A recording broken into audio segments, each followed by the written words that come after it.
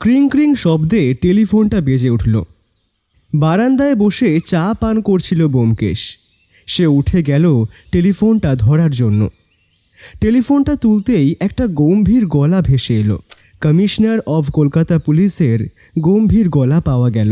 Hello, আমি কি mister Byomkesh বাবুর সাথে কথা বলছি? হ্যাঁ, আমি মিস্টার বক্সি। আমি কলকাতা পুলিশের কমিশনার সুকমল রায় বলছি। কি সৌভাগ্য, কমিশনার সাহেব স্বয়ং ফোন করছেন। ব্যাপার গুরুতর ব্যোমকেশ বাবু, আপনার সাহায্য প্রার্থনা করতেই আমি আজকে এই সময় ফোন করলাম। কি ব্যাপার বলুন তো কমিশনার সাহেব, জানতে কিন্তু বড় আগ্রহ হচ্ছে। সিকিম, হ্যাঁ সিকিম, যত কাণ্ড এখন ওই সিকিমে। স্যার একটু খুলে বলুন তো বিষয়টা। সিকিম মারফত বাংলা ও ভুটানের মধ্যে জঙ্গিদের একটা সংযোগ গড়ে উঠেছে। সাংঘাতিক ব্যাপার যে। ব্যাপার আরো জটিল ব্যোমকেশ বাবু। কিরকম কমিশনার সাহেব? এই জাল অনেক দূর অব্দি বিস্তৃত। বিদেশ থেকে নাকি অস্ত্র পাচার হয়ে এখানে আসছে, আবার বিদেশে চালান হচ্ছে এদেশি পুরাতাত্ত্বিক নানান নিদর্শন। পুলিশ কি পদক্ষেপ নিয়েছে? স্পেশাল ক্রাইম ব্রাঞ্চ নিয়মিত খোঁজ রাখছে ও তল্লাশি চালাচ্ছে, কিন্তু এখনো মাথার কোনো চিহ্ন পাওয়া যায়নি। কয়েকজন ছড়িয়ে ছিটিয়ে বিভিন্ন দিক থেকে ধরা পড়েছে, কিন্তু কেউই মুখ খোলেনি, বরং আত্মহত্যা করে নিয়েছে সায়ানাইড ক্যাপসুল খেয়ে। ব্যাপারটা তাহলে বেশ জটিল, কিন্তু এখানে আমার ভূমিকা ঠিক কি? এবার আসি আসল কথায়। হ্যাঁ বলুন স্যার। আমাদের সূত্র থেকে আমরা খবর পেয়েছি এই চক্রের মূল মাথা ফকির খানজামান এখন নাকি বাংলাতেই আছে। সর্বনাশ, বাংলাতে? সে এখন রয়েছে বাংলা সিকিম সীমান্ত অঞ্চলে, কিন্তু সে কোথায় তা জানা নেই এখন। পুলিশ অনেক তল্লাশি চালাচ্ছে, তবুও কোনো হদিশ নেই। এরই মধ্যে আবার আর একটা ব্যাপার হয়েছে। কি হয়েছে? জঙ্গিদের সেলের কেউ একজন একটা রেডিও সিগন্যালে স্পেশাল ফোর্সের একজন অফিসারকে বার্তা দিয়েছে। Radio signal? হ্যাঁ, রেডিও সিগন্যাল, যে পোর্টেবল রেডিও ট্রান্সমিটারগুলো এখন পাওয়া যায় সেই জিনিসের মাধ্যমে। আমাদের এসব দিকে ওর ব্যবহার নেই সেভাবে, তবে বর্ডার অঞ্চলে দ্বিতীয় বিশ্বযুদ্ধের পরে থেকেই ওই যন্ত্রের ব্যবহার আছে। আচ্ছা বুঝলাম, তো কি সেই বার্তা? আজকে তো অক্টোবরের 22 তারিখ। বার্তাটা এসেছে গতকাল সকাল 10টায়। আমি আপনাকে মেসেজটা পড়ে শোনাচ্ছি। Be prepared corps, planning a blast on November 5th। কমিশনারকে থামিয়ে দিয়ে ব্যোমকেশ বলল, এক মিনিট, আপনাকে বাধা দিচ্ছি স্যার, কিন্তু কোনো জায়গায় কথা বলেনি ওরা? আরো একটা বাক্য আছে, তবে সেটা সাংকেতিক। হয়তো এটাই বিস্ফোরণ স্থলের হদিশ। আপনি বলতে থাকুন sir. A red name calls from one hill, a timeless hat from another. Both drown the mountains. Silence when footsteps gather together. One lives in daily chaos. One wakes louder on chosen days. Find the market where the crowd arrives before the sun finds the ways. বুঝলাম। দেখো, যেভাবেই হোক আমাদেরকে এই বিস্ফোরণ আটকাতে হবে। তাই কলকাতা পুলিশের সাহায্য চায় সিকিম সরকার। আমরাও সাহায্য করতে প্রস্তুত। আমাদের ব্যাকআপ ফোর্স হিসেবে প্রায় 100 জন পুলিশ আমরা ইতিমধ্যেই সিকিম সীমান্তে পাঠিয়েছি। আর স্পেশাল ইনভেস্টিগেশন দপ্তর থেকে থাকছেন অগ্নিশ্বর চৌধুরী নামের একজন অফিসার। আর এই অবস্থায় আপনাকে আমাদের সরকার ও পুলিশ দপ্তরের পক্ষ থেকে অনুরোধ, দয়া করে যদি আপনি আমাদের এই কেসে সাহায্য করেন তাহলে বাধিত হব। আরে আরে, আপনার এভাবে বলার দরকার নেই কমিশনার সাহেব। আমি দেশের একজন কর্তব্যপরায়ণ নাগরিক হিসেবে অবশ্যই আপনাদের অনুরোধ রাখবো, কিন্তু কবে যেতে হবে সেখানে আমাকে? আগামীকাল সন্ধ্যেতে ট্রেন। আপনার সাথে থাকবেন অফিসার অগ্নিশ্বর চৌধুরী। আর চিন্তার কারণ নেই ব্যোমকেশ বাবু, অজিত বাবুকেও আমরা চিনি, ওনাকেও আপনার সাথেই পাঠাবো। আমরা ওনারও টিকিটের ব্যবস্থা করেছি। অনেক ধন্যবাদ স্যার, কিন্তু আমার বন্ধুটির টিকিটের দরকার পড়বে না। সেখানে নেই, সে তার পাবলিশার্সের দলের সঙ্গে বৃন্দাবন গেছে। গত পরশু ফিরবে প্রায় আরো দিন 15 পর। আপনি কি আর কাউকে এই অপারেশনের সঙ্গে নিতে চান ব্যোমকেশ বাবু? না স্যার, অধিক সন্ন্যাসীতে গাজন নষ্ট করে লাভ নেই। আমরা দুজনেই ঠিক আছি। তথাস্তু, কোনো সমস্যা নেই। আপনি শুধু একবার আজকে বিকালের দিকে আমাদের হেডকোয়ার্টারে আসুন। যাবতীয় তথ্য কাগজপত্র সেখান থেকেই পাবেন। একটা ছোট মিটিং হবে, আমি থাকবো, অগ্নিশ্বর বাবু থাকবেন, আপনি থাকবেন, আর দেশের বিদেশ মন্ত্রকের একজন সদস্য থাকবেন। ঠিক আছে স্যার, তাই হবে। এখন তাহলে ডাকছি। টেলিফোনটা রেখে দিয়ে সোজা চলে গেল রান্নাঘরের দিকে। এই কি গো, কি হয়েছে? তোমাকে এতটা উত্তেজিত লাগছে কেন বলো তো? ব্যোমকেশ বৌঠানকে সবটা খুলে বলল। বৌঠানের মুখটা ভয়ে শুকনো হয়ে গেল। কিন্তু অবস্থা এমনই যে সেও ওকে বাধা দিতে পারবে না। জীবনের ঝুঁকি রয়েছে, কিন্তু কিছুই করার নেই। দেশের স্বার্থে ওকে যেতেই হবে। তবুও ব্যোমকেশ তাকে অভয় দেয় ও আশ্বাস দেয়। স্থির হলো আজকে রাতেই বৌঠান নিজের হাতে ওর ব্যাগপত্র গুছিয়ে দেবে। সব ঠিকঠাক থাকলে ব্যোমকেশ ফিরবে নভেম্বরের 7 তারিখ নাগাদ। শ্রোতা বন্ধুরা বুঝতেই পারছেন যে এই অভিযানে আমি অর্থাৎ অজিত বন্দ্যোপাধ্যায় আমার প্রাণপ্রিয় বন্ধুটির সঙ্গী হতে পারিনি। ব্যোমকেশ অভিযানে বেরোবার পূর্বরাত্রেই আমাকে টেলিগ্রামে সবটা জানায়। সে ঠিক করেছে বৌঠানকে সে তার দাদার বাড়িতে রেখে আসবে। আমাদের বাড়ির পাহারায় থাকবে পুঁটিরাম। আমার ফেরা নভেম্বরের 9 তারিখ। তাই পরিকল্পনা মতো ব্যোমকেশ বিকালে গেল পুলিশ হেডকোয়ার্টার্সে।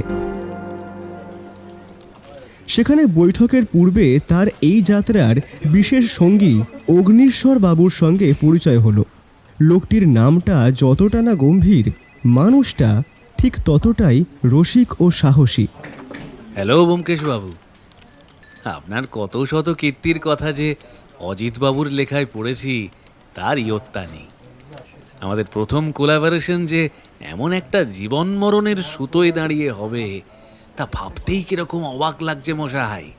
অগ্নিশ্বর বাবুর বয়স বছর 45 হবে, অর্থাৎ ভায়ার থেকে তিনি প্রায় বছর 8 বড়। আপনার মতো একজন অভিজ্ঞ অফিসারকে সঙ্গী হিসেবে পেয়ে আমিও অত্যন্ত খুশি অগ্নিশ্বর বাবু। আহ, অত বড় নামটা বারবার বলার কি দরকার বলো তো বাপু?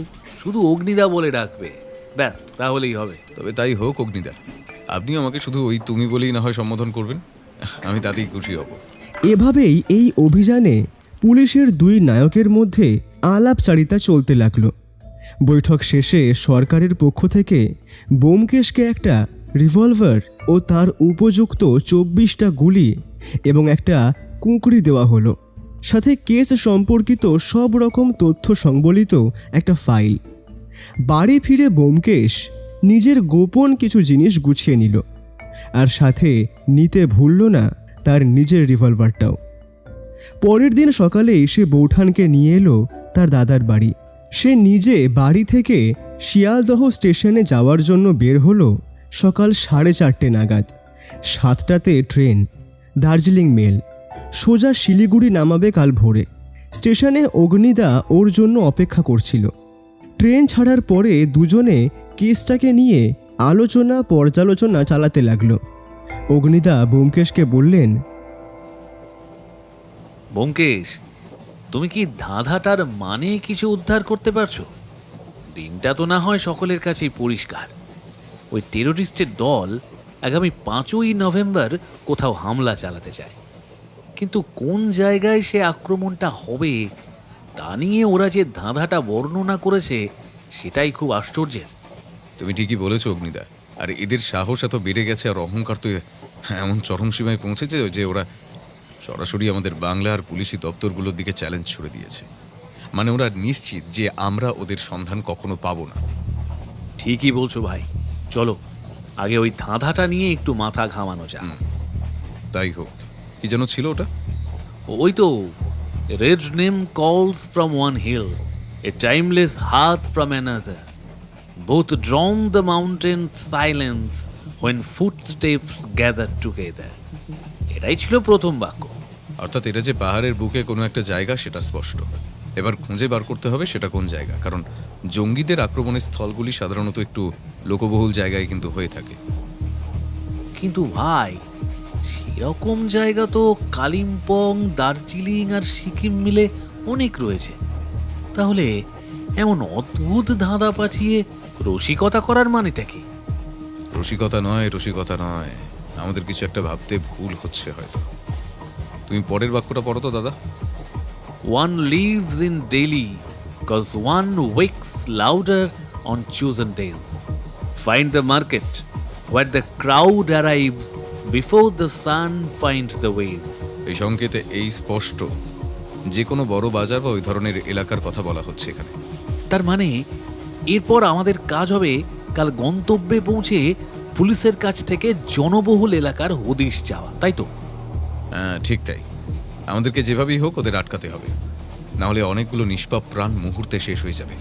এখানে কেস রিপোর্টে লালবাজার যা কিছু লিখেছে তা থেকে আরেকটা বিষয় স্পষ্ট হয় যে এই জঙ্গিদের দল কিন্তু বেশ আধুনিক। ওরা রেডিও ট্রান্সমিটার ব্যবহার করে পুলিশ ও গোয়েন্দা বিভাগকে চ্যালেঞ্জ করেছে। ঠিক তাই, ওরা ধূর্ত আর সাংঘাতিক, কারো প্রাণের তোয়াক্কা ওরা করে না।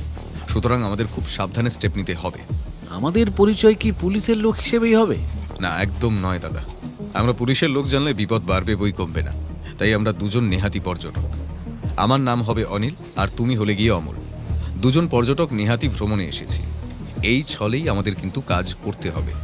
তাহলে অপারেশন স্টার্ট।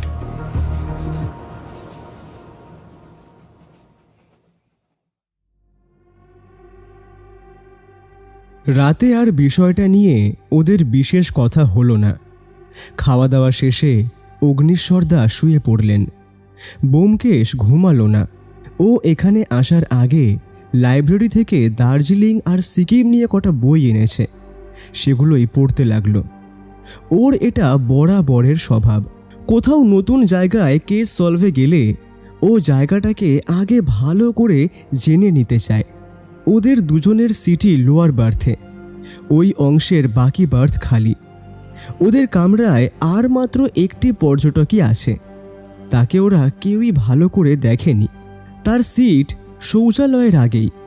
বস্তুত তাকে নিয়ে সাবধানতা অবলম্বন করার প্রয়োজন বোধ করেনি তারা।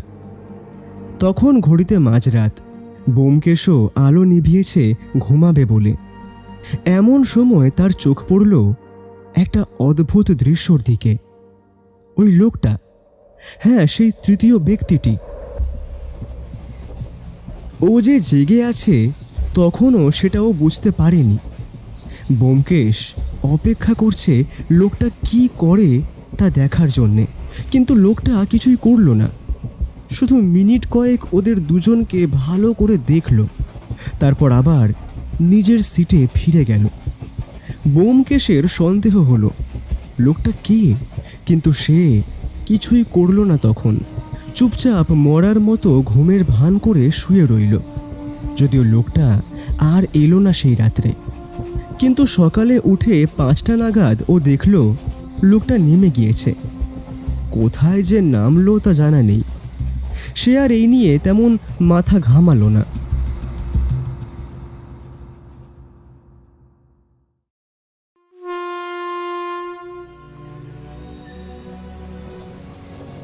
পাহাড়ি অঞ্চলের আঁকা বাঁকা পথে ট্রেন এগিয়ে চলেছে। ভোরের কুয়াশা এখনো পাহাড়ের ঢালে নরম চাদরের মতো লেগে আছে। হঠাৎ দূরের দিগন্তে সোনালি আলো ফুটে উঠতে শুরু করলো। সূর্য ধীরে ধীরে উঠছে। ট্রেনের জানালা দিয়ে দেখা যায় পাহাড়ের চূড়াগুলো সূর্যের প্রথম আলোয় যেন আগুনের রঙে রাঙা হয়ে উঠেছে। বাতাসে এক ধরনের শীতল সতেজতা, আর চারপাশে পাখিদের মৃদু ডাক। চলন্ত ট্রেনের তাল আর উদীয়মান সূর্যের আলো মিলে মিশে তৈরি করছে এক অপার্থিব শান্তি, যেন প্রকৃতি সেই মুহূর্তে নিজের দরজা খুলে দিয়েছে পথিকের জন্য। অগ্নিশ্বরদার ঘুম ভাঙল আরও আধ ঘন্টা বাদে। ওরা দুজন কফির কৌটো থেকে কফি বের করে ওদের সঙ্গে থাকা ছোট হিটারে জল চাপালো। এবার আর ঘন্টা দুয়েক, এর মধ্যেই ট্রেন ঢুকবে স্টেশনে।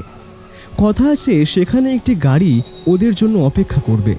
পুলিশের গাড়ি নয়, সাধারণ গাড়ি। সেটা করেই তারা প্রথমে যাবে দার্জিলিং, আর পরের প্ল্যান অফ অ্যাকশন ওখানেই ঠিক হবে। দাদা স্টেশন এসে গেছে, চলুন, নামতে হবে। হ্যাঁ হ্যাঁ, চলো চলো, নামা যাক ভাই। আগে স্টেশনের পাশে একটা ভালো দোকান দেখে গরম চা খেতে হবে, তাহলে গাটা কিরকম ম্যাজ ম্যাজ করছে। তা যা বলেছ, চলো সামনে এগোই।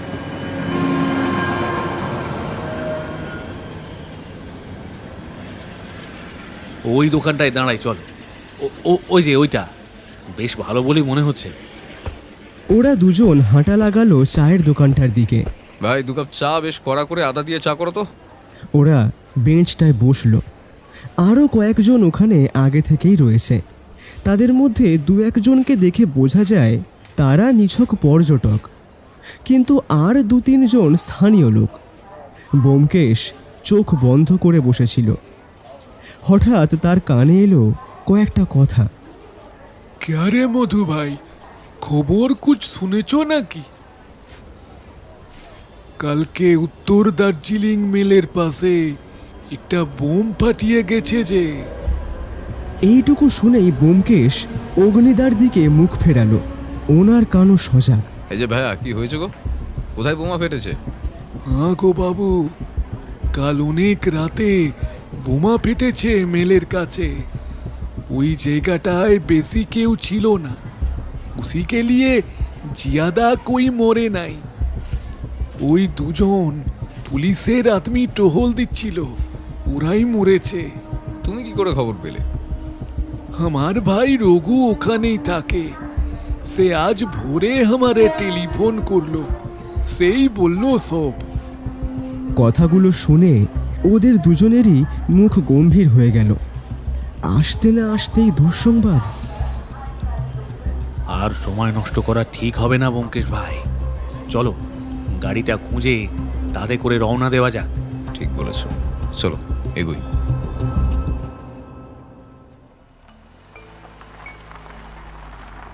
গাড়িটা খুঁজে পেতে সমস্যা হলো না। ড্রাইভারের নাম পবন মাহাতো, উড়িয়া, তবে বাংলা ভালোই বোঝে। সে জানে ওরা কারা আর কেন আসছে। ও পুলিশেরই ড্রাইভার, শুধু গাড়িটা সাধারণ ভাড়া করা গাড়ি। কথা বলে জানা গেল ও এই বিস্ফোরণ নিয়ে জানে না কিছুই। গাড়ি এগোতে লাগলো। 8টায় গাড়ি স্টার্ট হয়েছে। শিলিগুড়ি থেকে দার্জিলিংয়ের পথে গাড়ি উঠতে শুরু করতেই পাহাড়ি রাস্তার স্বভাবসুলভ নীরব সৌন্দর্য চোখে পড়ে।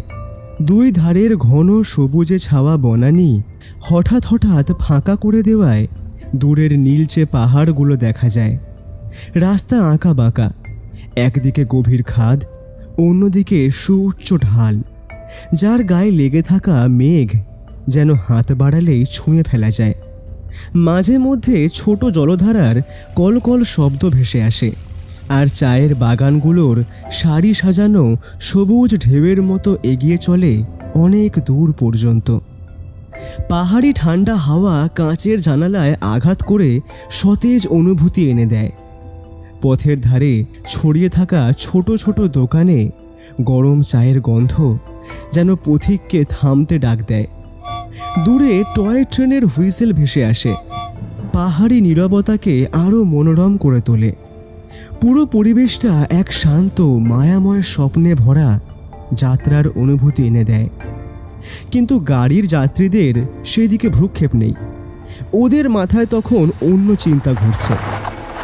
হঠাৎ দেখা গেল একটা জটলা, জনাকুড়ি লোকের ভিড়। ওদের আগের কয়েকটা গাড়িও দাঁড়িয়ে গিয়েছে।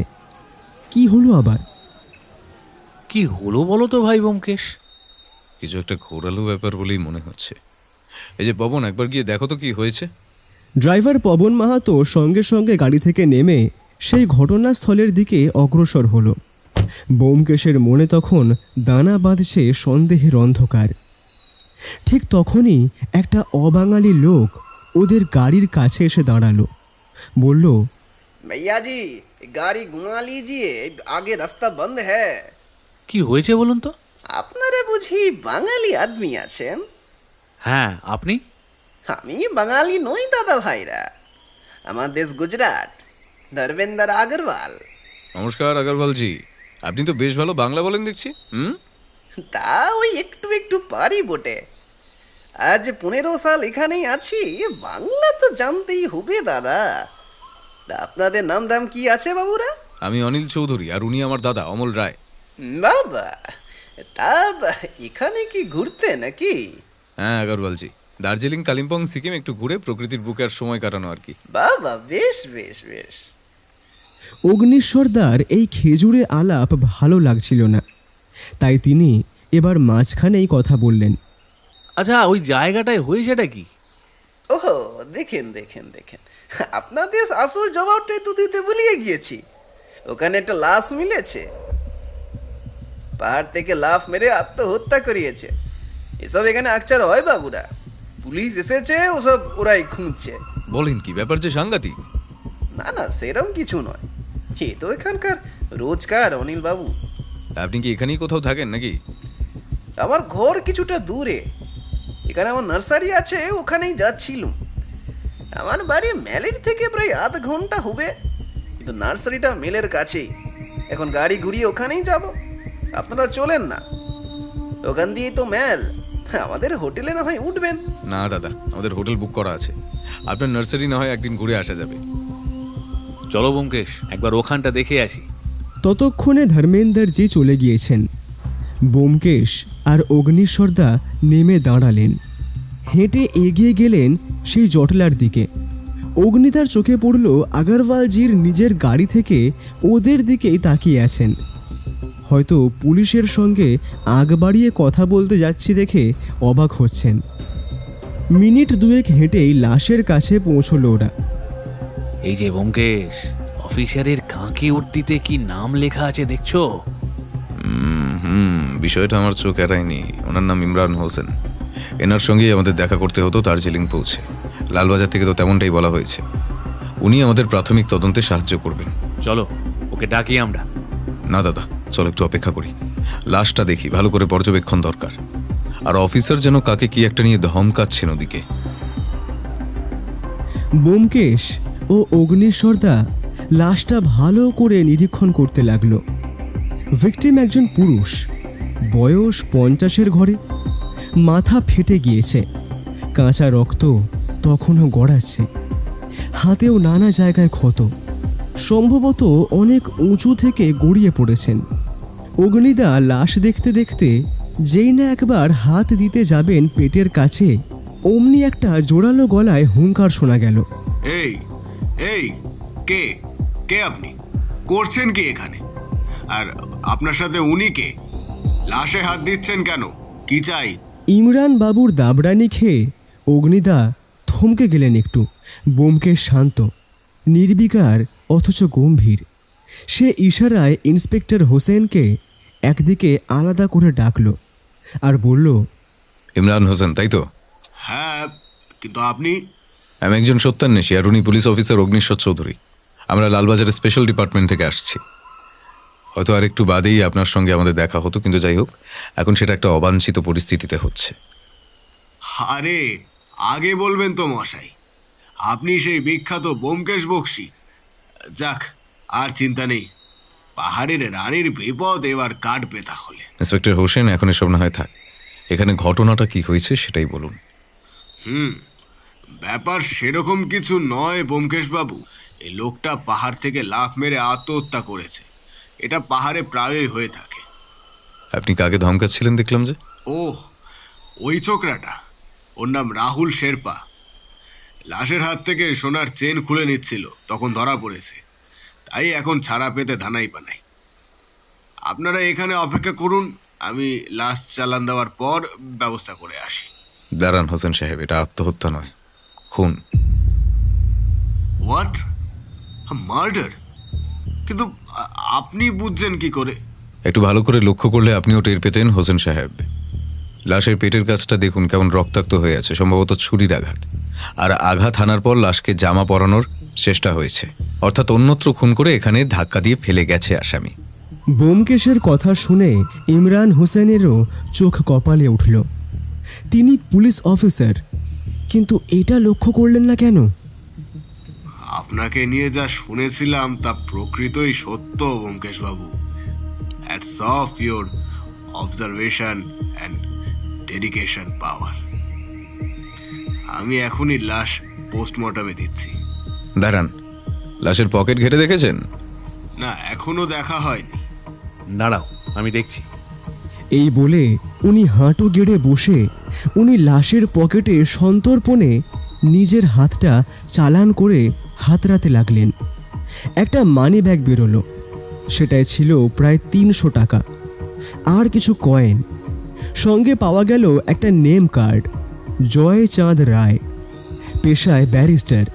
আর শেষে বেরোলো একটা সাদা প্যাড পেপার, তাতে অর্ডার লেখা রুম নাম্বার 28-এর জন্য 2 রুমালি রুটি আর কষা মাংস। আর ওইগুলোর দাম ছাড়া কাগজে আর কিছুর উল্লেখ নেই। হোসেন সাহেব, এখানকার হোটেলগুলোতে অবিলম্বে খোঁজ পাঠানোর ব্যবস্থা করুন, লোকটার ছবি আর পরিচয় দিয়ে। কোনো খবর পেলে আমায় জানাবেন। আমরা মাউন্টেন ভিউ রিসর্টে উঠেছি। ব্যোমকেশ, তোমার কি মনে হচ্ছে না যে তুমি মূল বিষয় থেকে সরে যাচ্ছ? আমি একজন সত্যান্বেষী অগ্নিদা, আসল সত্যি জানাই আমার কাজ। একটা অন্য কাজে আমরা এখানে এসেছি ভাই, সেটা বেশি গুরুত্বপূর্ণ নয় কি? যেখানে দেখিবে ছাই ওরাইয়া দেখো তাই, পাইলেও পাইতে পারো অমূল্য রতন। অগ্নিদা আর উত্তর দিল না।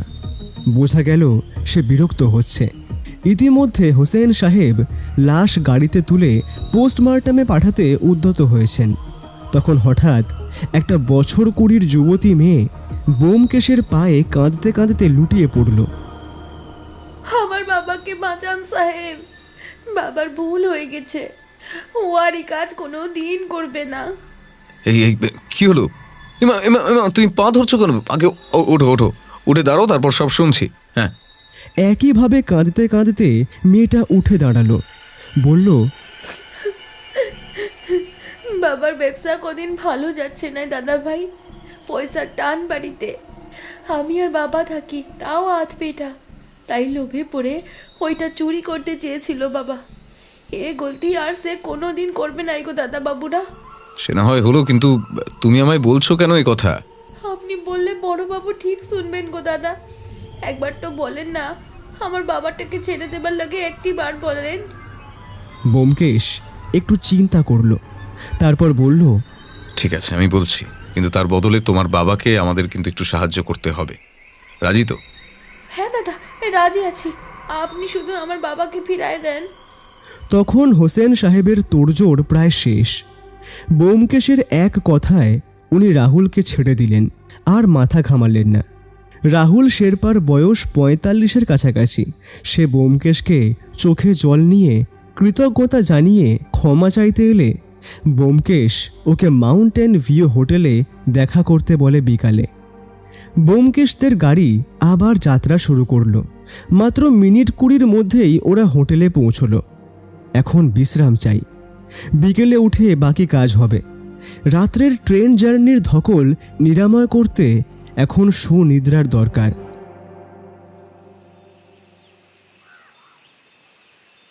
বিকালবেলা 5টার সময় ঘুম থেকে উঠে ওরা সবে বেরোবার তোড়জোড় করছে, এমন সময় ওদের হোটেলের বাইরে এসে উপস্থিত হলো রাহুল শেরপা। সে আগেই ব্যোমকেশকে দেখে গদগদ কণ্ঠে বলল, স্যার, আপনি আমারে বাঁচাইছেন স্যার। আপনাকে কি বলে ধন্যবাদ দেব আমি জানে না স্যার। ঠিক আছে রাহুল শেরপা, তবে এমন কাজ আর কখনো করো না কিন্তু। যাকে আমার কথা শোনো তো দেখি। বলেন স্যার, কি দরকার বলেন। তোমাকে একটা কাজ দেবো আমি, আমাকে সেটাই সাহায্য করবে তো? আপনি আমার রক্ষক সাহেব, আপ যা বলবেন আমি করতে রাজি আছি সাহেব। কালকে এখানে একটা বিস্ফোরণ হয়েছে, তা তুমি জানো? হ্যাঁ সাহেব, শুনেছি 2 জন পুলিশ মরেছে। এই বিস্ফোরণ কারা করিয়েছে জানো? না সাহেব, আমরা গরিব মানুষ আছি, ওসব জানবো কেমন করে। তা বেশ, কিন্তু এবার তোমার কাজটা শোনো। এই এলাকায়, অর্থাৎ ম্যাল আর তার আশেপাশের এলাকাগুলোতে তুমি কি সবাইকে চেনো? হ্যাঁ সাহেব, তা চিনি। আজ প্রায় 25 সাল এখানে আছি, সব অলিগুলি জানি। বাহ, এটাই আমার দরকার ছিল। তোমাকে এই এলাকায় নজর রাখতে হবে। সব কিছু ভালো করে শোনো, কোনো কিছু যদি অস্বাভাবিক দেখো তখনই আমায় জানাবে, বুঝলে? কিন্তু আমার যে দোকান আছে সাহেব। রাহুল শেরপা একটু দ্বিধায় পড়ল। এদিকে অগ্নিশ্বরদা কিছুই বুঝতে পারছেন না যে ব্যোমকেশ কি করতে চাইছে। তিনি অধৈর্য হয়ে বললেন, এই তোমার মতলবটা কি বলো তো ভাই? দেখোই না কি হয়। আমি জানি তুমি হয়তো আমার কাজের ধরনের সঙ্গে পরিচিত নও, কিন্তু আমার কাজ আমি এ পথেই চালাবো। আশা করি এবারেও তাতে ফল হবে। একটু ধৈর্য ধরো। ঠিক আছে, তবে তাই। এক টিম থেকে তো আর পৃথক কাজ হয় না। তবে হ্যাঁ, একটু নজর রেখো যাতে আমরা আমাদের ভাবনার কেন্দ্র থেকে বিচ্যুত না হই। মাথায় থাকবে। বেশ কিছুক্ষণ ভাবনা চিন্তা করে রাহুল শেরপা ব্যোমকেশের প্রস্তাবে রাজি হলো। সঙ্গে সঙ্গে ব্যোমকেশ ওকে 200 টাকা হাতে গুঁজে দিল। রাহুল শেরপা মহা খুশি।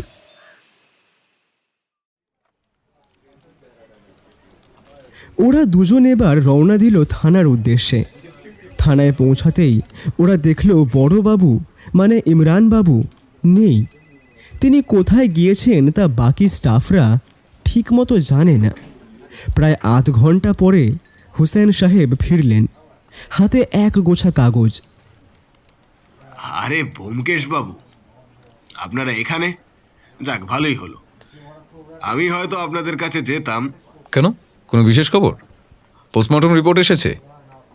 আপনি ঠিকই ধরেছেন ব্যোমকেশ বাবু, রিপোর্ট এসেছে। কিন্তু যা এসেছে তা দেখে গাওয়া শিউরে উঠেছে আমার। হোসেন সাহেব, একটু খুলে বলুন বিষয়টা। লোকটার 2টো কিডনি চুরি করা হয়েছে, সাথে চোখের কর্নিয়া আর লিভার। ব্যাপারটা মোটেই ভালো ঠেকছে না মশাই। Organ trafficking. আমিও তো ধরতে পারছি না, কিন্তু আমার নিজের উপর একটু রাগও হচ্ছে। আসলে এরকম আরো 3-4টে লাশ পাওয়া গিয়েছিল শেষ 2 মাসের মধ্যে। সেগুলো নেহাত আত্মহত্যা ভেবে আমি আর পোস্টমর্টম করাইনি। আমার সন্দেহ যে ওইগুলো হয়তো এরকমই কোনো কেস ছিল। সে কি, পোস্টমর্টম করেননি? আমাদের কলকাতা পুলিশ তো যে কোনো আনন্যাচারাল ডেথেই তদন্ত, পোস্টমর্টম এগুলো করায়। আই এম এক্সট্রিমলি সরি, আমারই গলতি হয়েছে এখানে। যেটা হয়ে গেছে সেটা নিয়ে আর ভাবা এখন বৃথা হোসেন সাহেব। তার চেয়ে বরং এখনকার ঘটনায় মূল মনোযোগ স্থির করা যাক। ঠিক তাই, সেটাতেই ভালো হবে। আমি যে বিষয়গুলো খোঁজ নিতে বলেছিলাম সেগুলো কি কিছু জানা গেছে? হ্যাঁ, তবে সেগুলো খুব একটা ফলপ্রসূ নয়। একটু বিস্তারে বললে ভালো হয়। আসলে এই ম্যাল অঞ্চলে কিংবা তার সংলগ্ন প্রায় 2 কিমি ব্যাসার্ধর অঞ্চল মিলিয়ে মোট 45টা হোটেল বা থাকার জায়গা, কিন্তু তার মধ্যে 8টা জায়গাতেই রুম নম্বর 28 আছে। তবে কোনো হোটেলে জয়চাঁদ রায় বলে কেউ গত কয়েক সপ্তাহের মধ্যে আসেনি। আর এমনকি একটা হোটেল, কি যেন নাম, ওই হিল টপ সেরেনিটি, ওখানে তো শেষ 2-3 দিনের মধ্যে কোনো বুকিংই নেই। ব্যোমকেশ গম্ভীর হয়ে গেল। ও বুঝতে পারছে কিছু একটা অসামঞ্জস্য রয়েছে, কিন্তু সেটা ঠিক কি তাও ধরতে পারছে না।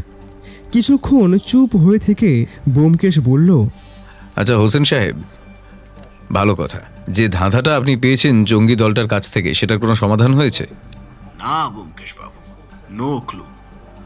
তবে একটা কোনো বাজার জাতীয় বড় জায়গা শিওর সে ব্যাপারে। আমারও তাই ধারণা। আমাকে দার্জিলিং আর সিকিমের কিছু বড় বাজারের নাম আর ঠিকানা জোগাড় করে দিতে পারবেন? হ্যাঁ, কেন পারবো না, এখনই দিচ্ছি। একজন সাব ইন্সপেক্টরকে ডেকে হোসেন সাহেব তালিকা প্রস্তুত করলেন। ব্যোমকেশ সেটা নিয়ে নিল, তারপর বলল, এখন আমরা চলি হোসেন সাহেব, আবারও আসবো প্রয়োজনে। এটা নিয়ে কিন্তু ভাবা দরকার, আর আপনিও অন্য কোনো খবর পেলে কিন্তু জানাবেন। আমাদের ইন্টেলিজেন্স ডিপার্টমেন্ট ওই 3 রাত মাথা খাটাচ্ছে স্যার জঙ্গিদের সোর্সটা বের করতে। তবে এখনো নো ক্লু। তবে ট্রান্সমিটারের সিগন্যাল ধরা যাচ্ছে না, মনে হয় ওরা দামি বিদেশি ট্রান্সমিটার ব্যবহার করে। আপনারাও চেষ্টা চালিয়ে যান, আমরাও দেখছি। কেউই হার মানব না, এটা ন্যাশনাল ডিউটি।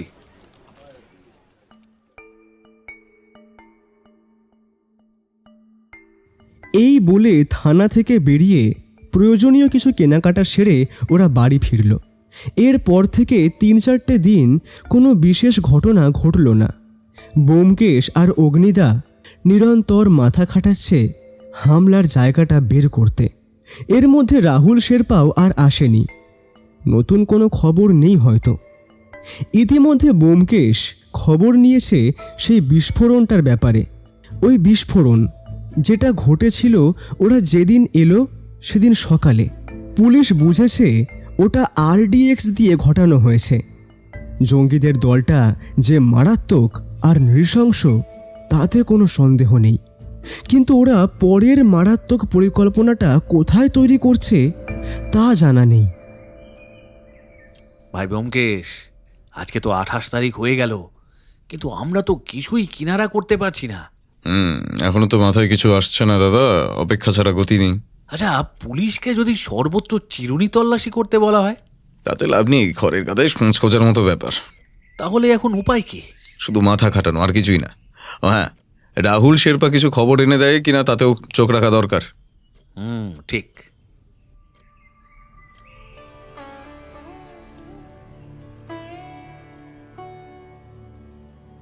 দার্জিলিং পাহাড়ের ঠান্ডা আবহাওয়া এমনই এক অনুভূতি এনে দেয় যা প্রথম মুহূর্তেই মনকে থমকে যেতে বাধ্য করে। শহর থেকে পাহাড়ের দিকে উঠতে উঠতে বাতাস বদলে যায়, আর সেই পরিবর্তনের মাঝেই পাওয়া যায় এক আশ্চর্য সতেজতা। পাহাড়ের রাস্তায় গাড়ির জানালা খুললে যে ঠান্ডা হাওয়া মুখে লাগে তা যেন মনকে নতুন করে জাগিয়ে তোলে। দার্জিলিংয়ের সকাল বিশেষভাবে মনোরম। ভোরের নরম আলো যখন ধীরে ধীরে পাহাড়ের চূড়ায় পড়ে, দূরে কাঞ্চনজঙ্ঘা সোনালি আভায় আলোকিত হয়ে ওঠে, সেই দৃশ্য একবার দেখলে মনে গেঁথে থাকে অনেক দিন। পাহাড় জুড়ে ছড়িয়ে থাকা চা বাগান দার্জিলিংয়ের পরিবেশকে করে তোলে আরও প্রাণবন্ত। সবুজ গাছের মধ্য দিয়ে হাওয়া বয়ে গেলে যে হালকা গন্ধ ভেসে আসে তা ঠান্ডা পরিবেশের সঙ্গে মিশে এক অপূর্ব শান্তি সৃষ্টি করে। দিনের বেলায় কখনো সূর্য উঁকি দেয়, আবার হঠাৎই ঘন মেঘ নেমে এসে পুরো পাহাড় ঢেকে দেয়। এই আলো ছায়ার খেলা দার্জিলিংকে করে তোলে এক রহস্যময় অথচ আকর্ষণীয় জায়গা। যখন বিকেলে কুয়াশা ধীরে ধীরে রাস্তায় নেমে আসে, তখন শহর যেন নরম সাদা চাদরে ঢেকে যায়। হাঁটতে থাকা মানুষজনকে দেখলে মনে হয় তারা কোনো কবিতার দৃশ্যের অংশ। ঠান্ডা আবহাওয়ার সঙ্গে পাহাড়ি ক্যাফেগুলোর উষ্ণতা বেশ মানিয়ে যায়। হাতে গরম কাপ, সামনে কুয়াশায় ভেজা রাস্তা, আর দূরে পাহাড়ের নীরবতা। এই অনুভূতির তুলনা হয় না। সন্ধ্যা নামলে দার্জিলিংয়ের নীরবতা আরও গভীর হয়, কিন্তু তার মধ্যেও আছে এক অদ্ভুত প্রশান্তি। রাতের আঁধারে পাহাড়ের আলো দূর থেকে দেখলে মনে হয় যেন আকাশে ছড়িয়ে থাকা তারার মতো ঝিলমিল করছে। দার্জিলিংয়ের ঠান্ডা আবহাওয়া তাই শুধু প্রকৃতির বৈশিষ্ট্যই নয়, এটি এমন এক অনুভূতি যা মানুষের মনকে কোমল, শান্ত ও প্রফুল্ল করে তোলে।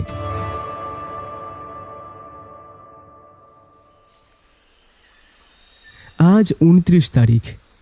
ব্যোমকেশ সকালে 1 কাপ গরম কফি নিয়ে একটা বই পড়ছিল। হঠাৎ তার চোখ আটকে গেল বইয়ের একটা পাতায়। অগ্নিদা এইদিকে এসো, এই দেখো, মনে হচ্ছে একটা ক্লু পেয়েছি, তাড়াতাড়ি। কি বলছো? এখানে বসে বসে ক্লু? তাও আবার বই দেখে? হ্যাঁ হ্যাঁ, এই বই থেকেই পেয়েছি, দারুণ ক্লু। এই দেখো। কই কই দেখাও। এই দেখো, এখানে ডান দিকের পাতার শেষে, ওই যে 3য় লাইন শেষ থেকে, ওই দেখো। অগ্নিদা লাইনটা পড়লেন। তাতে লেখা, ঐতিহ্যশালী MG রোড বাজারের আদি নাম লাল বাজার। এটা রয়েছে গ্যাংটকে। হ্যাঁ, কিন্তু কি হবে এটা জেনে? দাদা বুঝলে না, দাদার শুরুতে বলা ছিল রেড শব্দটা, তার মানে ওরা লাল বাজার বোঝাতে চাইছে। এই বলে ব্যোমকেশ বইয়ের বাকি লেখাটা পড়তে শুরু করলো। গ্যাংটকের জনবহুল লালবাজার শহরের প্রাণকেন্দ্র, রং ও শব্দ, গন্ধ আর মানুষের ভিড়ে ভরপুর এক জীবন্ত বাজার। সকাল হতেই এখানে শুরু হয় ব্যস্ততা। পাহাড়ি রোদ নেমে আসার সঙ্গে সঙ্গে দোকানগুলো খুলতে থাকে, আর বিভিন্ন দিক থেকে মানুষজন ভিড় জমায়। কেউ যাচ্ছে কাজে, কেউ আবার বাজার করতে এসেছে। লালবাজারের রাস্তাগুলো সরু হলেও যেন সবসময় শক্তিতে ভরা। এখানে স্থানীয় সবজির দোকান, তাজা ফল, পাহাড়ি মশলার প্যাকেট, তিব্বতী শুকনো খাবার, নোনতা চিজ, ঘরে বানানো আচার সবই মেলে। দোকানিরা হাসি মুখে ডাকে, দাম বলেন, আর পর্যটকদের সঙ্গে কথা বলে পরিবেশকে আরও আনন্দময় করে তোলে। বাজারের গভীরে যেতে যেতে শোনা যায় দর কষাকষির শব্দ, আবার কোথাও কোনো দোকানে বাজছে নরম সিকিমিস বা নেপালি গান। লালবাজারের একটি বিশেষ আকর্ষণ হলো এখানে পাওয়া যায় স্থানীয়দের দৈনন্দিন জীবনের ছোঁয়া। তাদের পোশাক, খাবার, ভাষা, ব্যবহার সবই যেন পাহাড়ি সংস্কৃতির বাস্তব ছবি তুলে ধরে। অনেক দোকানে মেলে মোমো, থুকপা, ফ্রাইড রাইসের মতো গরম খাবার, যা ঠান্ডা পাহাড়ি আবহাওয়ার সঙ্গে একদম মানানসই। খাবারের গন্ধ বাতাসে মিশে সবার মন আরও প্রফুল্ল করে। বিকেলের দিকে ভিড় বাড়ে আরও বেশি। স্কুল শেষে ছাত্রছাত্রী, অফিসের মানুষ, পর্যটক সবাই একসঙ্গে মিলে বাজারটাকে আরও জীবন্ত করে তোলে। আলো জ্বলে উঠলে লালবাজার যেন আরও রঙিন হয়ে ওঠে। চকচক করা দোকান, আলোয় আলোকিত ফলের স্টল, আর মানুষের হাসির শব্দে ভরে যায় পুরো এলাকা। সত্যি বলতে গ্যাংটকের লালবাজার শুধু একটি বাজার নয়, এটি শহরের হৃদস্পন্দন। এখানে এসে বোঝা যায় পাহাড়ি মানুষের সহজ সরল জীবনযাপন, তাদের হাসি, তাদের ব্যস্ততা আর তাদের সংস্কৃতির উষ্ণতা। অর্থাৎ বুঝতে পারছো দাদা, জায়গাটা একটা বিস্ফোরণ ঘটানোর জন্য ওই জঙ্গিদের কাছে কতটা উপযুক্ত। সাংঘাতিক ব্যাপার। তাহলে তো ওখানে খোঁজ খবর চালাতে হয়। আমি আর একটু ভেবে নিয়ে হোসেন সাহেবকে ফোন করছি, ওনাকে নির্দেশগুলো দেব। বেলা প্রায় 10:30।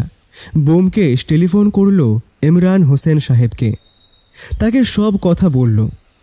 ঠিক আছে ব্যোমকেশ বাবু, আমি আপনার কথা বুঝতে পেরেছি। আমি কালকে গ্যাংটকে ফোর্স পাঠাচ্ছি। আপনার কথা মতন আমি 5টা ফোর্স 5 জায়গায় পাঠাবো। প্রতিটা দলে থাকবে 6 জন করে লোক। একজন করে লোক এসআই, আরেকজন করে ইন্টেলিজেন্সের লোক থাকবে, সাথে থাকবে একজন করে বোম স্কোয়াডের লোক। আমি এখনই পরিকল্পনা করছি। সত্যি ধন্য আপনার জ্ঞান মশাই। ঠিক আছে হোসেন সাহেব, কোনো নতুন খবর পেলে আমাকে জানাবেন। আমি এদিকের পরিস্থিতি দেখছি।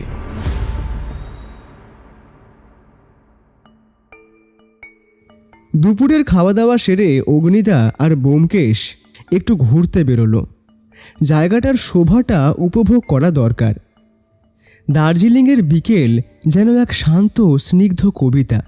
পাহাড়ের ঢালে যখন সূর্যের নরম আলো পড়তে থাকে, তখন চা বাগানের সবুজ পাতা সোনালি আভায় জ্বলে ওঠে। হালকা ঠান্ডা হাওয়া মুখে লাগে, আর দূর পাহাড়ে ধীরে ধীরে নামতে থাকে কুয়াশা। শহরের রাস্তায় মানুষের ভিড় কমে গিয়ে চারপাশে তৈরি হয় এক গভীর নীরবতা। ছোট ক্যাফেগুলোতে গরম চায়ের সুবাস ভেসে আসে, আর পর্যটকেরা বসে থাকে পাহাড় দেখার নেশায়। এই বিকেলবেলা প্রকৃতিকে করে তোলে স্বপ্নময় এবং শান্ত, যেন সময় কিছুক্ষণের জন্য থেমে আছে। বুঝলে ব্যোমকেশ, আজকে যেন পাহাড়ের রানী দার্জিলিংকে একটু বেশিই সুন্দর লাগছে। কিন্তু সেই শান্ত দার্জিলিং আজ অস্থিরতায় ভরা। পাহাড়ের নীরব শহরে নাকি জঙ্গিদের নোংরা নজর পড়েছে। সৃষ্টি হয়েছে ভয় আর অনিশ্চয়তার আবহ। কিছু এলাকায় অচেনা লোকের যাতায়াত নিয়ে সন্দেহ তৈরি হয়েছে স্থানীয়দের মনে। হঠাৎ হঠাৎ বিস্ফোরণের শব্দ শহরের শান্তিকে ভেঙে দিচ্ছে। মানুষ ছুটে যাচ্ছে নিরাপদ আশ্রয়ের দিকে। দোকানপাট আগেভাগে বন্ধ হচ্ছে, রাস্তায় নেমেছে নিরাপত্তা বাহিনী। পর্যটকেরা অনেকেই আতঙ্কে হোটেলেই আটকে থাকছে। পাহাড়ের স্বপ্নময় সৌন্দর্যের সঙ্গে ভয় মিশে তৈরি হয়েছে এক অদ্ভুত অস্বস্তি, যেখানে প্রকৃতি শান্ত কিন্তু মানুষের মন অশান্ত। যেন রানী আজ অসহায়, আর আমাদের কাজ রানীকে মুক্তি দেওয়া।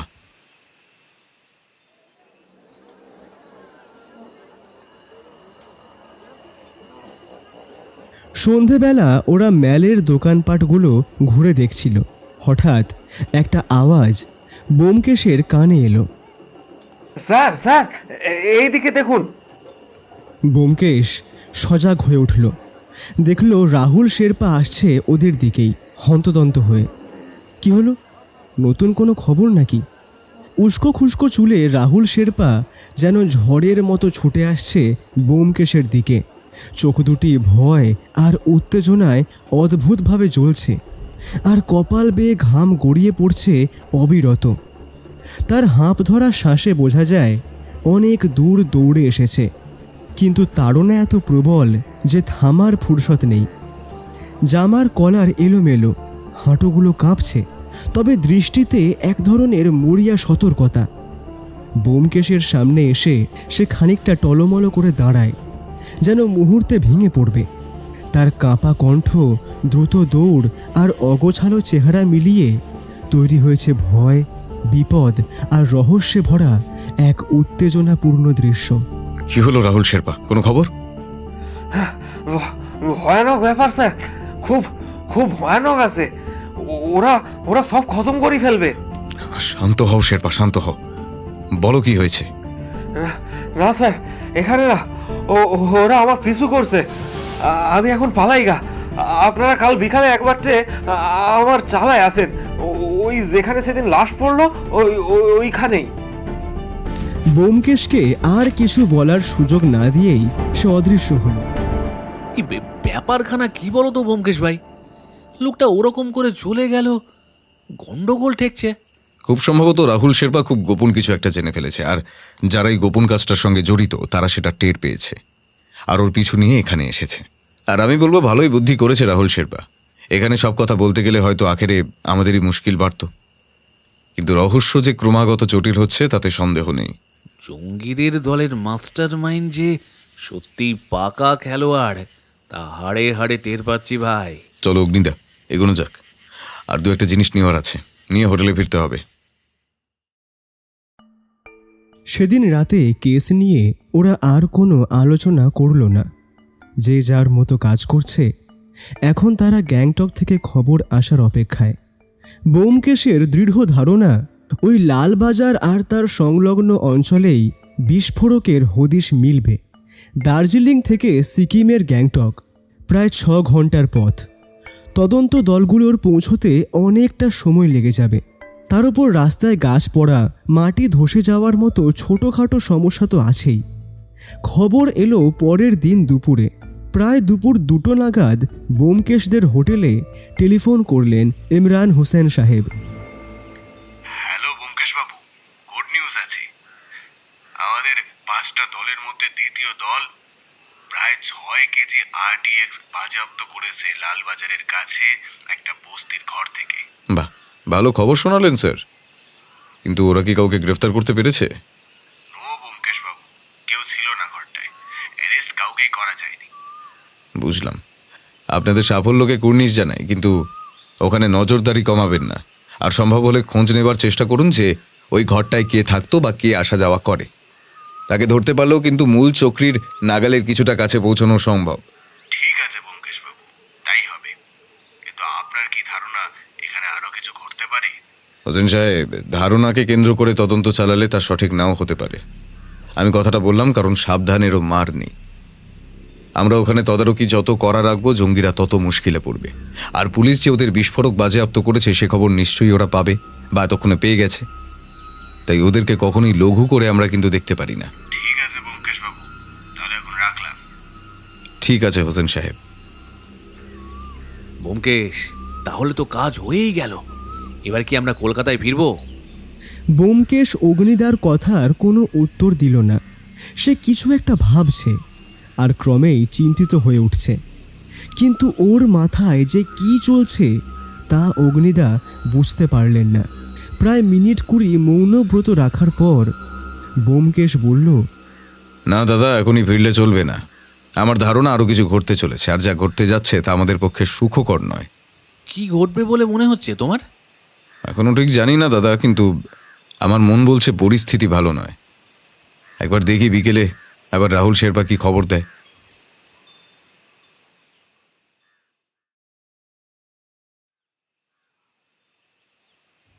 ব্যোমকেশ স্নানে গিয়েছে। অগ্নিদা স্নান সেরে বসে আছেন বারান্দার রোদে। বেশ আরামদায়ক। আজকে অনেকটা দেরি হয়ে গিয়েছে, প্রায় 3টে বাজে। হঠাৎ কে ঘরের কলিং বেল বাজালো। অসময়ে আবার কে এলো? অগ্নিদা একটু বিরক্তি নিয়েই দরজা খুলতে গেলেন। দরজা খুলতেই দেখলেন হোটেলেরই একটি ছেলে দাঁড়িয়ে। তাকে উনি নিচে কাজ করতে দেখেছেন আগে। ছেলেটা ওনার হাতে একটা চিঠি দিল। বলল একটা লাল জামা করে লোক এসে দিয়ে গিয়েছে ব্যোমকেশ বাবুকে দেওয়ার জন্য। আর কিছু না বলেই সে চলে গেল। অগ্নিদা খুললেন চিঠিটা। তাতে লেখা, don't interfere in this case, cancel all your plans and move away. Last warning, if you don't follow it may cost lives. হ্যাঁ, একটা হুমকির চিঠি। অগ্নিদা রীতিমতো ভয় পাচ্ছেন।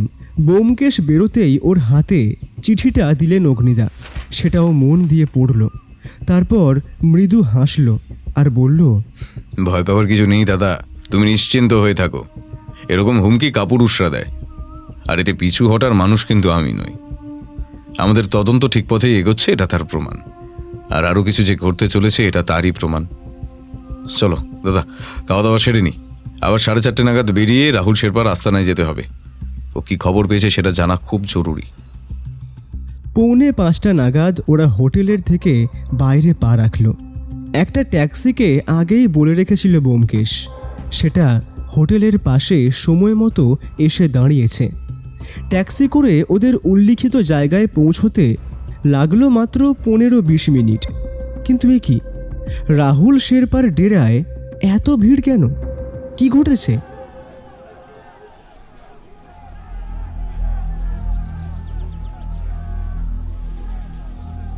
এই ব্যোমকেশ, ওখানে কি হয়েছে বলো তো? আমিও তো ঠিক ঠাউর করতে পারছি না দাদা। চলো গিয়ে দেখা যাক।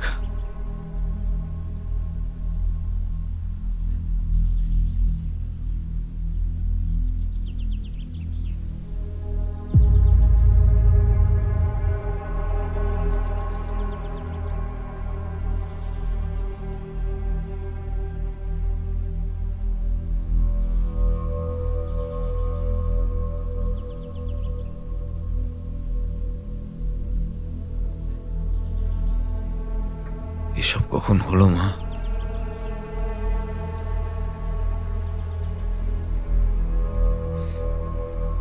এই মিনিট 5 আগে সাহেব, ওরা এলো, বাবাকে গুলি মেরে দিল। আমি এবার কি করে গুজারা করব সাহেব? আমার জিন্দগিটাকে নরক বানায় দিল ওরা। যারা এই কাজ করলো তাদের তুমি চেনো? না সাহেব, চিনি না। ওরা একটা কালো গাড়ি করে এলো। সবার মুখটা তো দেখি, কালো কাপড়খানি দিয়ে ঢাকা আছে।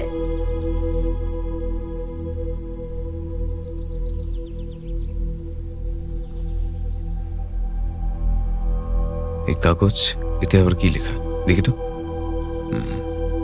The final justice to the traitor, be careful Bakshi. মানে বিশ্বাসঘাতকের উপযুক্ত শাস্তি, সাবধান হও বক্সি। তাহলে কি এটা ওই জঙ্গি দলের কাজ? সে নিয়ে সন্দেহ নেই দাদা, কিন্তু খটকা হলো এখানে রাহুল শেরপাকে ওরা বিশ্বাসঘাতক বলছে কেন? সে কি এই দলের সঙ্গে যুক্ত ছিল? জটিল ব্যাপার। এই যে মামনি, তোমার দুঃখটা আমরা বুঝতে পারছি। তুমি নিজেকে একটু সামলাও। তোমার বাকি জীবন কাটাতে যাতে সমস্যা না হয় তার দায়িত্ব আমাদের। আফটার অল, তোমার বাবার মৃত্যুর জন্যে আমরাও আংশিক দায়ী। উনি ঠিকই বলছেন মা, নিজেকে একটু সামলাও। আমাকে একটা কথা বলো তো, বলেন সাহেব। তোমার বাবার সঙ্গে কি কেউ বা কারা দেখা করতে আসতো? না, তেমনটা তো জানি না বাবু।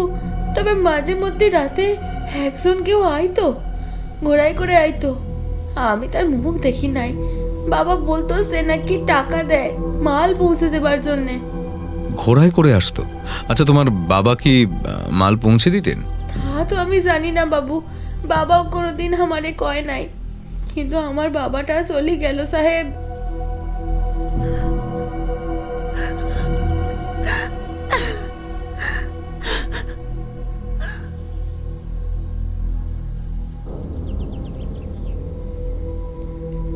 জানো সাহেব, আজ বাবা আপনারে কিছু বলতো, কিন্তু তার হলো না। এমনকি মরার আগের মুহূর্তখানেও সে বিড়বিড় করে চলে গেল। জানি না, সেই জন্যই তো এখানে আসা। কিন্তু তোমার বাবার মৃত্যুর ঠিক আগে কি বলেছিলেন তা মনে আছে? বা তুমি কি তা বুঝতে পেরেছিলে? সব কথা জট পাকে যাইছিল সাহেব, কিন্তু একটু বুঝতে পারছিলাম। কি সেই কথা? ভোরেওয়ালে বাবু। আর তারপর মনে হলো যেন কইলেন ফার্ম, তারপরে সব শেষ। ব্যোমকেশের মনে তখন অনেকগুলো প্রশ্ন। এর মধ্যেই হোসেন সাহেব এলেন। লাশ পোস্টমর্টমের জন্য চালান করলেন। আমাদেরকে আজকে দুপুরে হুমকি দিয়ে সতর্ক করতে চেয়েছিল ওরা, কিন্তু সেখানে যে প্রাণনাশের আশঙ্কা আমরা ছাড়াও বাকিদেরও হতে পারে সেটা ভাবিনি। আমারই ভুল।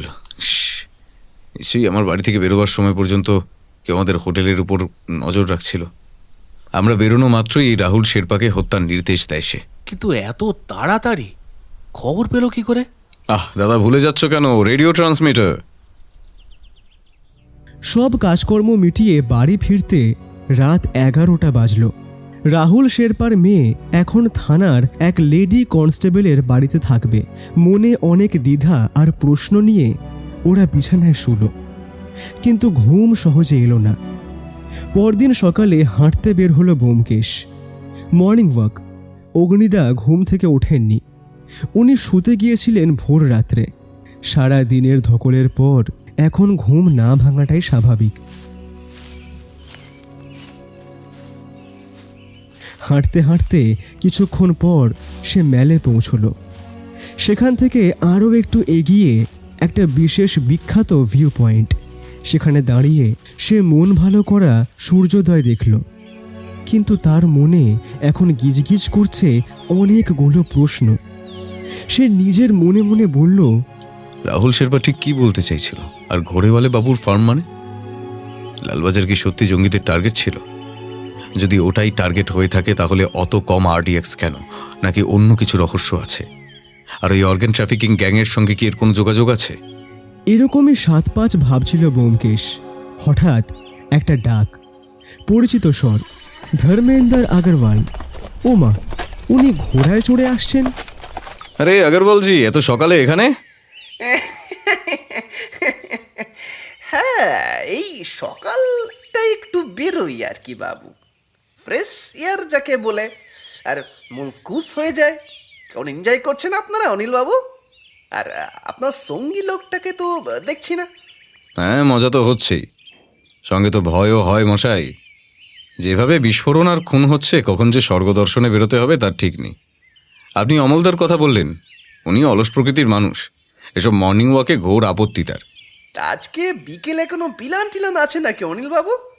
না, সেরকম কিছু নেই, কিন্তু কেন বলুন তো? না হলে বলতাম আমার নার্সারি আর বাগানটা একটু ঘুরিয়ে যেতে। লেবু আর আপেলও আছে, সাথে নানান আরও গাছ। ছোট একটা বোটানিক্যাল গার্ডেন বললেও গলত বলা হইবে না। তবে ঠিক আছে, কিন্তু 4:30টার সময় আপনার গার্ডেনে দেখা হচ্ছে। আমরা দুজনেই আনন্দিত হব কিন্তু ওখানে গেলে। আগরওয়ালজি ঘোড়া ছুটিয়ে বিদায় নিলেন। ব্যোমকেশ আর একটু ঘোরাঘুরি করে একবার থানায় গেল। ইমরান সাহেব নেই। একজন এসআইকে ডেকে এসে বলল, এই যে মনোজ, একটা কাজ দিচ্ছি তোমায়।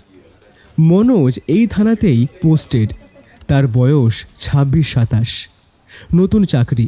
সে বেশ পটু, তাই ব্যোমকেশ ওকেই ধরল। হ্যাঁ বলেন নিখিলেশদা, কি করতে পারি?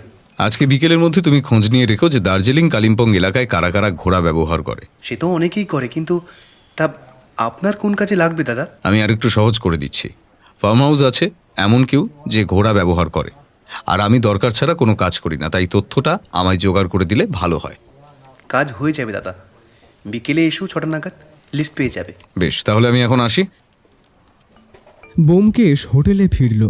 বৌঠানকে ওর দাদার বাড়িতে টেলিফোন করল, কিন্তু এখানকার জটিল পরিস্থিতির কোনো আভাস মাত্র সে দিল না। যদিও ও জানে বৌঠান চিন্তা করবেই, তাই শুধু শুধু তাকে আর কষ্ট দেওয়ার ইচ্ছে ওর নেই। সকাল থেকেই অগ্নিশ্বরদার শরীরটা ভালো নেই। ওকে ব্যোমকেশ সকালের সব ব্যাপার খুলে বলল। তিনি জানালেন বিকালে শরীর ভালো থাকলে তিনি অবশ্যই ব্যোমকেশের সঙ্গী হবেন। দাদা 4টে বাজে, ট্যাক্সিটা আসবে এবার। তুমি কি যাবে ওই গার্ডেন দেখতে? চলো, এখন একটু ভালোই আছি, ঘুরে আসি, তাহলে হয়তো আরও ভালো লাগবে। ওরা দুজন ট্যাক্সিতে উঠে যাত্রা শুরু করল।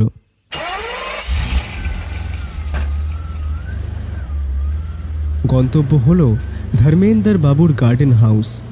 নিজের গতিতেই ট্যাক্সি যাচ্ছিল। হঠাৎ ঘটে গেল একটা অবিশ্বাস্য ঘটনা। একটা গুলির শব্দ, আর তার সঙ্গে কাঁচ ভাঙার শব্দ।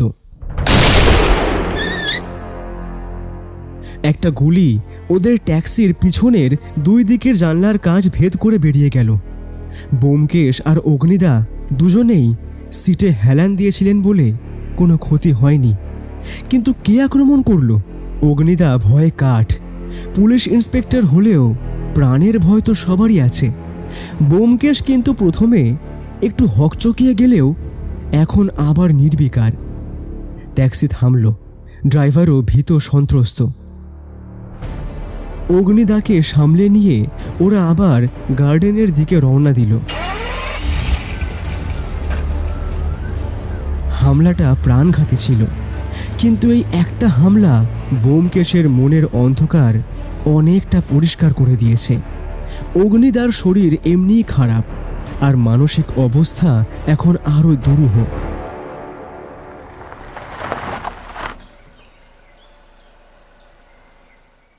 গার্ডেনে পৌঁছতেই দেখা গেল ধর্মেন্দ্রজি নিজে দাঁড়িয়ে মালিদের পরিচর্যা তদারকি করছেন।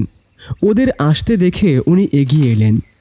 আরে অমল বাবু, অনিল বাবু যে আপনারা এসেছেন, বারে বাহ, সৌভাগ্য কি সৌভাগ্য। আসেন আসেন আসেন, এইদিকে আসেন। আপনার এই গার্ডেনটা তো সুবিশাল দেখছি। হ্যাঁ অনিল বাবু, ওই যে ওদিকে সব লেবু বাগান, আপনারা ওদিকটা যান, আমি যাচ্ছি। ওদের কামটা একটু বুঝিয়ে হুজিয়ে দিই, নাহলে মুসিবত। আমি আসছি, আপনারা এগান। আগরওয়ালজি এসে ব্যোমকেশদের সামনে দাঁড়িয়ে এক গাল হাসি দিয়ে বললেন, আমাদের নার্সারিতে যে কত রকম গাছ আছে বাবু, দেখে গেলে বুঝবেন। তিনি প্রথমেই তুলসী গাছ দেখালেন। ঘরের পবিত্রতা বাড়ায়, সর্দি কাশিতে দারুণ কাজ দেয়। পাশের অ্যালোভেরা পাতায় হাত বুলিয়ে বললেন, চামড়া ভালো রাখে, ছোটোখাটো পোড়া বা আঘাতে এর রসই ওষুধ। একটু দূরে থাকা লেবু গাছের দিকে ইশারা করে বললেন, পাতার গন্ধ মশা তাড়ায়, আর ফল তো ভিটামিনের খনি। তারপর ব্যোমকেশ আর অগ্নিদাকে নিয়ে গেলেন ফুলের শাড়ির দিকে। জবা, জুঁই, গাঁদা। জবা চুলের জন্য ভালো, জুঁইয়ের গন্ধ মন শান্ত করে, আর গাঁদা আবার কীটপতঙ্গ দূরে রাখে। এগিয়ে গেলেই দেখা গেল অশ্বগন্ধা, ব্রাহ্মী, শতাবরী, এগুলো শরীর মন দুই চাঙ্গা রাখে। এরপর আগরওয়ালজি হাঁটতে হাঁটতে বললেন, এসো, এবার তুমি আমাদের বাগান দেখায়। ওরা তিনজন পৌঁছলেন লেবুর বাগানে। সারি সারি সবুজ ঝোপ, পাতায় হালকা ঝাঁঝালো সুবাস, কিন্তু শাখায় টকমিষ্টি লেবুর ঝুলন্ত হলুদ আভা। বাতাসে যেন এক সতেজতার জমাট। আর একটু এগিয়ে দেখা গেল আপেল বাগান।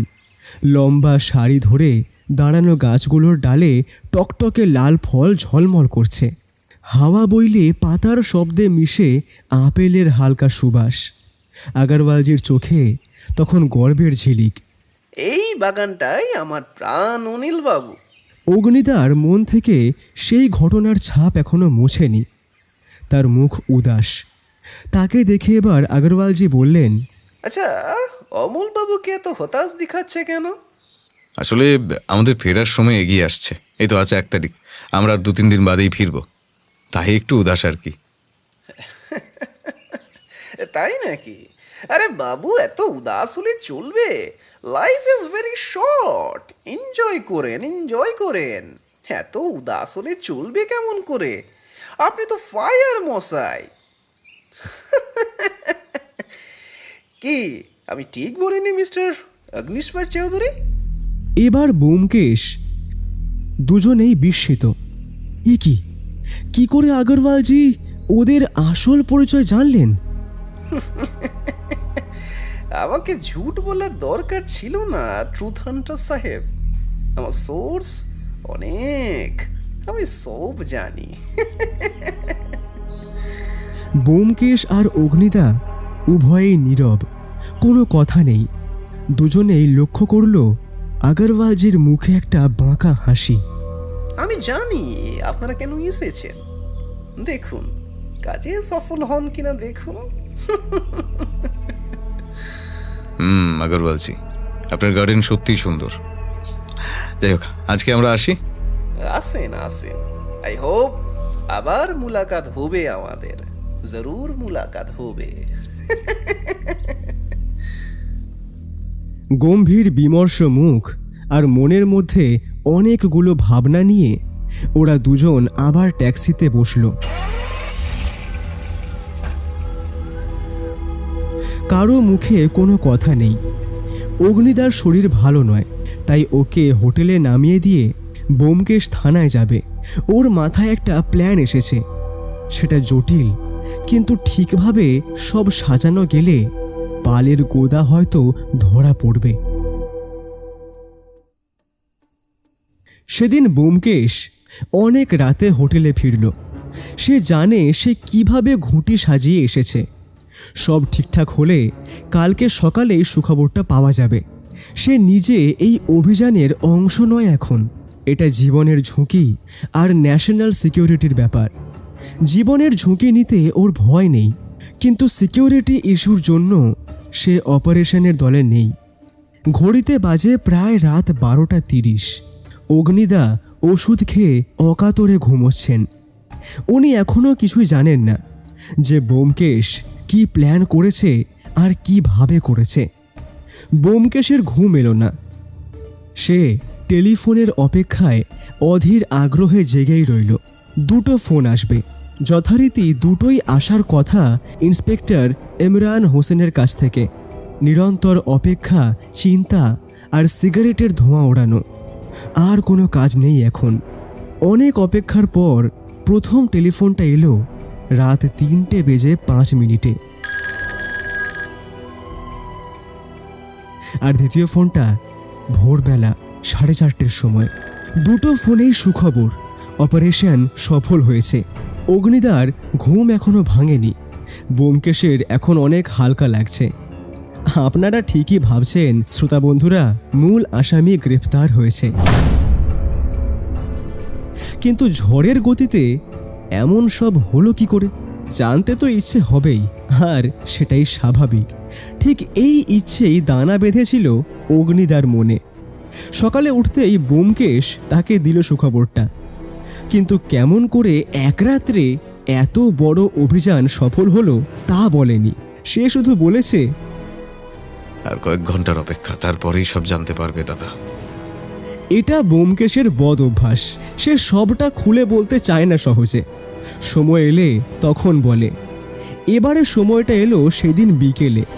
থানার বৈঠকখানায় বসে আছেন ইমরান হোসেন সাহেব, ব্যোমকেশ, অগ্নিদা, রাহুল শেরপার মেয়ে, এসআই মনোজ, আর টেলিফোনে যুক্ত রয়েছেন বিদেশ মন্ত্রী, স্বরাষ্ট্রমন্ত্রী, দিল্লি পুলিশের কমিশনার আর লালবাজারের শীর্ষকর্তা ও কমিশনার সুকোমল রায়।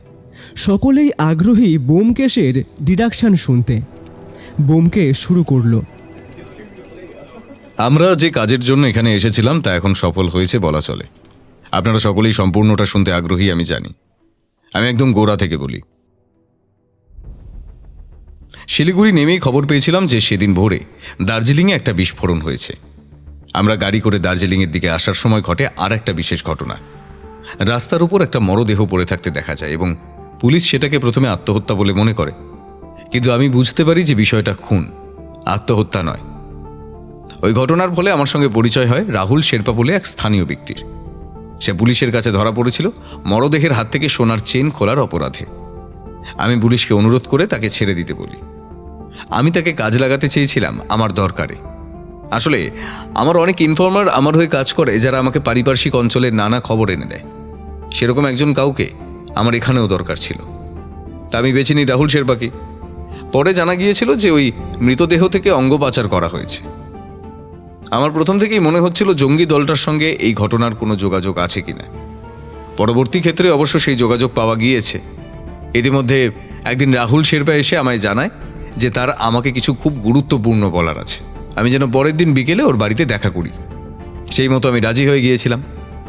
দেখা করতে যাওয়ার দিন দুপুরে আমাকে একটা সাবধান বাণী হিসেবে চিঠি পাঠানো হয়। আমি সেটা তোয়াক্কা না করে ওর বাড়ির দিকে রওনা হয়ে যাই। কিন্তু সেখানে গিয়ে দেখতে পাই রাহুল শেরপা খুন হয়েছে। আমি বুঝতে পারি কেউ একজন আমাদের উপর নজর রাখছিল এবং আমরা যে ওর বাড়ির উদ্দেশ্যে যাওয়ার জন্য রওনা হয়েছি সে কথা রেডিও ট্রান্সমিটারে সে তার সঙ্গীদের জানিয়ে দেয় এবং ওরা রাহুলকে হত্যা করে যাতে সে আমাকে ওর গোপন কথাগুলো বলতে না পারে। এমনকি একটি চিঠিও তারা ফেলে যায় এবং তাতে লেখা বিশ্বাসঘাতকের শেষ বিচার। তখনই বুঝতে পারি রাহুল শেরপা কোনো না কোনোভাবে ওই জঙ্গি দলের সঙ্গে যুক্ত ছিল। তাই এর মধ্যে আর একটা খবর পেয়েছিলাম আমি। জঙ্গিদের হামলাস্থল হিসেবে আমরা চিহ্নিত করেছিলাম লালবাজার গ্যাংটক। সেখান থেকে অল্প পরিমাণে RDX উদ্ধার হয়েছিল। তবে আমার মনে প্রশ্ন ছিল যে সত্যি লালবাজারই যদি সেই আক্রমণের জায়গা হয় তাহলে অত কম বিস্ফোরক কেন, নাকি আরও অন্য কোথাও বিস্ফোরক আছে? রাহুল শেরপা আবার মৃত্যুর আগে দুটো কথা বলে যায়, ঘোড়েওয়ালে আর ফার্ম।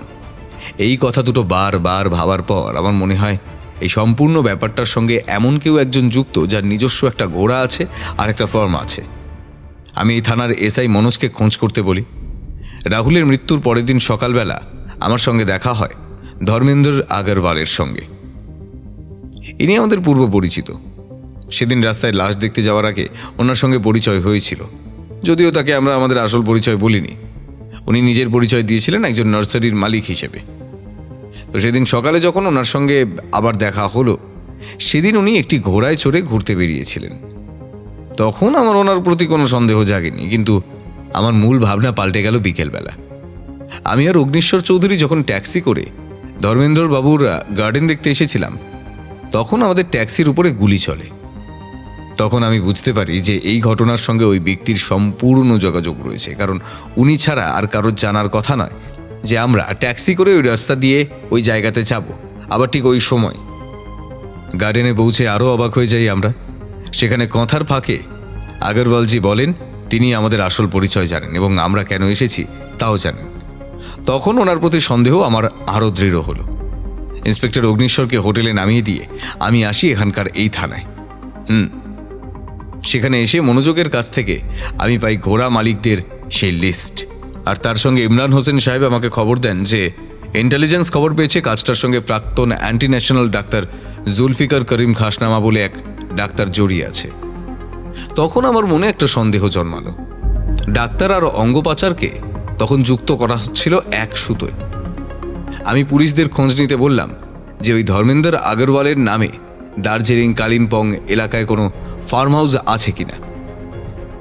ঘন্টা দুয়েকের মধ্যে পুলিশ খোঁজ করে জানালো ওনার একটা ফার্ম হাউস রয়েছে কালিম্পংয়ে। আমি নিজে কিছুটা বুঝতে পারলেও সম্পূর্ণ নিশ্চিত ছিলাম না যে ওই ফার্ম হাউসে রেড করে কিছু একটা পাওয়া যাবে, কিন্তু তাও আমি বলি ওই বিশেষ টিম যারা গ্যাংটকে কালিম্পংয়ে ছড়িয়ে রয়েছে তাদেরকে ওই ফার্ম হাউসের ঠিকানা দিয়ে রেড করতে, আর এখানে একটা স্পেশাল ফোর্স গঠন করে বলি হিলস্টপ সেরেনি হোটেলে রেড করতে। হ্যাঁ, এ নাম আমাদের সামনে আগেও এসেছে।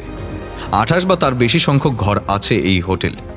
খোঁজার সময় এই নামটা আমরা পাই, আর আশ্চর্যজনকভাবে এর মালিকও ধর্মেন্দ্র আগরওয়াল।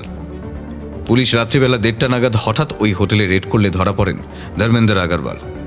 হোটেলে তার পোষা যে গুন্ডারা ছিল তাদের সঙ্গে পুলিশের কিছুক্ষণ গুলির যুদ্ধ চলে, কিন্তু শেষমেশ তারা হার মানতে বাধ্য হয়। আর এই আগরওয়ালের ব্যক্তিটি আর কেউ নয়, সেই দেশদ্রোহী ডাক্তার জুলফিকার করিম। দীর্ঘদিন এই অঞ্চলে তার ঘাঁটি গেড়েছে সে। নিজের এই নার্সারি আর ফার্ম হাউস ও হোটেল মিলিয়ে সে জঙ্গি গ্যাংকে চালনা করত। সে নিজে ডাক্তার হওয়ায় সহজেই ওই হোটেলে থাকতে আসা রোগীদের বেছে বেছে হত্যা করে অপারেশনের মাধ্যমে অঙ্গ পাচার করত। সেই অঙ্গগুলো পাচার করে যে মোটা অঙ্কের অর্থ পেত সেই দিয়ে দল চালাতো সে। এভাবেই প্রায় দীর্ঘ 15-16 বছর ধরে পাহাড়ের রানী, দার্জিলিং আর সিকিমের জুলফিকার তার সঙ্গী বাহিনীর শাখা প্রশাখা ছড়িয়ে দিয়েছে, আর নিজের পরিচয়টাকে এমনভাবেই তৈরি করেছে একজন সজ্জন মানুষ ও শৌখিন ব্যক্তি হিসেবে যে কেউই তাকে সহজে অসম্মান করবে না। সে নিজে পরিশ্রম করে এত বড় একটা সুন্দর হোটেল তৈরি করেছে, সঙ্গে আবার নানাবিধ গাছপালাপূর্ণ বাগানা নার্সারি শোভা সত্যিই মনোমুগ্ধ করে। কিন্তু এই সৌন্দর্যের মধ্যেই যে কোথাও একটা নোংরা চরিত্র লুকিয়েছিল সেটা খুঁজে বার করা সত্যি দুষ্কর কাজ ছিল। বরং আমি তো বলতে পারি দৈবাৎ এমন কিছু ঘটনা ঘটেছে যেগুলো আমায় এই জঙ্গিদের মাথার কাছে পৌঁছতে সাহায্য করেছে। ভাগ্য আমার সহায় না হলে কেসটা সমাধান করা এতটা সহজ হতো না। আর শেষমেশ আজকে ভোরে জুলফিকারের কালিম্পংয়ের ফার্ম হাউস থেকে বিপুল পরিমাণ বিস্ফোরক বন্দুক বোমা পাওয়া যায়। রাহুল কোনোভাবে সেই কথা জেনে ফেলেছিল, আর এই বিষয়টা সে আমাকে জানাতে চেয়েছিল। আমার যতদূর ধারণা শেরপা ওদেরকে নানান অঞ্চল নিয়ে তথ্য দিত আর খদ্দেরকে ওই হিলস্টপ সেরেনিটি হোটেলে পাঠাতো। তাছাড়া সে আর কোনো অপরাধের সঙ্গে যুক্ত ছিল না, আর এই কারণেই তাকে মরতে হলো। রাহুল শেরপার মেয়ে কেঁদে ফেলল। সবাই এতক্ষণ চুপ করেছিল। এবার ইমরান সাহেবই প্রশ্ন করলেন, কিন্তু ব্যোমকেশ বাবু, তাহলে ধাঁধায় রেড শব্দটার মানেটা কি? ধাঁধার মাধ্যমে ওরা আমাদের ভুল পথে চালনা করতে চেয়েছিল। ওরা জানতো পুলিশ একদিন গ্যাংটকের লালবাজার বুঝতে পারবেই, তাই এখানে অল্প বিস্ফোরক রেখে দেয়, যাতে সেটা উদ্ধার করেই পুলিশ ভাবে ওরা বিস্ফোরণ আটকে দিয়েছে। আর সেই সুযোগে কালিম্পংয়ে রাখা RDX দিয়ে ওরা কালিম্পংয়ের হাটে 5 তারিখ বিস্ফোরণ ঘটাতে পারে। আপনি যে কত বড় একটা নাশকতা বানচাল করে দিয়েছেন তার বলার অপেক্ষা রাখতে পারছি না। আপনারা দুজন না থাকলে যে কি হতো। এটা আমাদের ন্যাশনাল ডিউটি। আমরা গর্বিত আমরা দেশমাতাকে এত বড় ক্ষতির হাত থেকে বাঁচাতে পেরেছি।